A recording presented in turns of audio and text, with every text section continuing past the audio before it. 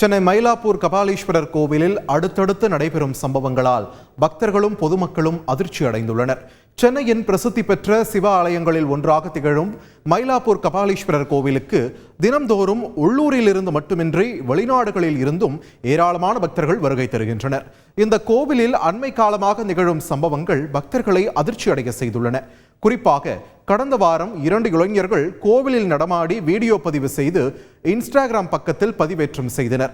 அந்த வீடியோ சமூக வலைதளங்களில் வைரலான நிலையில் சென்னை கிழக்கு சைபர் கிரைம் போலீசாரிடம் புகார் அளிக்கப்பட்டு விசாரணை மேற்கொள்ளப்பட்டு வந்தது. அதற்குள் அந்த வீடியோவை அழித்த இளைஞர்கள் மன்னிப்பு கேட்டு வீடியோ வெளியிட்டனர். இந்த சூழலில் கோவிலின் ராஜகோபுரம் முன்பு நேற்று இரவு மர்ம நபர் ஒருவர் குப்பைகளை வைத்து தீயிட்டு கொளுத்தி உள்ளார். மேலும் அவர் கையில் வைத்திருந்த பாட்டிலில் இருந்த திரவத்தை ஊற்ற தீ கொழுந்து விட்டு எரிந்துள்ளது. இதற்கிடையே கோவிலின் நற்பெயருக்கு களங்கம் விளைவிக்கும் எந்த ஒரு சம்பவமாக இருந்தாலும் நிச்சயம் நடவடிக்கை எடுக்கப்படும் என்று இந்து சமய அறநிலையத்துறை தெரிவித்துள்ளது.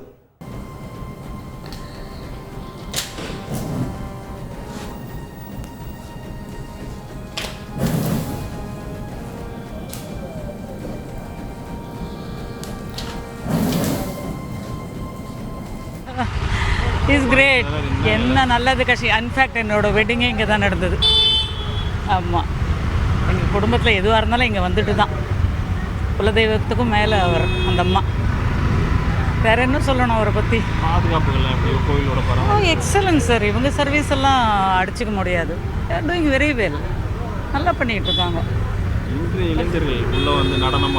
ஐயோ, அது இல்லை, நோ கமெண்ட்ஸ்.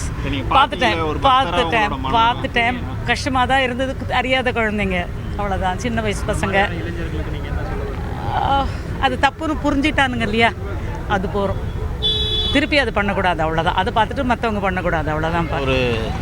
எனக்கு தெரிஞ்சு 40 வருஷமாக வந்துட்டுருக்கேன் இங்கே. நல்ல சக்தி வாய்ந்த கடவுள். வாலியை நம்பினவர் யாரும் கைவிடப்படாது. நல்ல பிரமாதமாக இருக்கும். லைஃப் நல்லா இருக்கும். செக்யூரிட்டிலாம் நல்லா இருக்குது. பரவாயில்ல. செக்யூரிட்டி நல்லா இப்போ முன்னையும் நல்லா இருந்து இப்போவும் நல்லா தான் இருக்கு. இதற்கிடையே கோவிலின் தீ வைக்கப்பட்ட சம்பவம் தொடர்பான வீடியோ வைரலாகி வரும் நிலையில் கோவில் கண்காணிப்பாளர் பாலமுருகன் மயிலாப்பூர் காவல் நிலையத்தில் அடையாளம் தெரியாத அந்த நபர் மீது புகார் அளித்தார். இதையடுத்து கோவிலில் பதிவான சிசிடிவி காட்சிகளை கைப்பற்றி போலீசார் விசாரணை மேற்கொண்டு வருகின்றனர். செய்திகளை உடனுக்குடன் தெரிந்து கொள்ள உடனே சப்ஸ்கிரைப் பண்ணுங்க.